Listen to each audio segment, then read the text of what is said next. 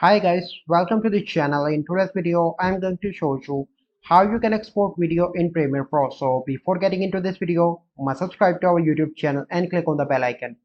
So the first step you simply need to do is to open Premiere Pro and you need to finish the editing work that you want to do in Premiere Pro in your videos. So once it is done, so now you have two ways how you can export. The first method is I'm going to show you a shortcut.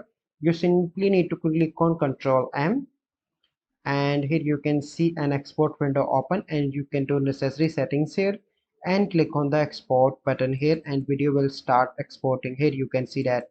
So now I'm going to show you another method. If you do not want to use any shortcut, you simply need to click on file.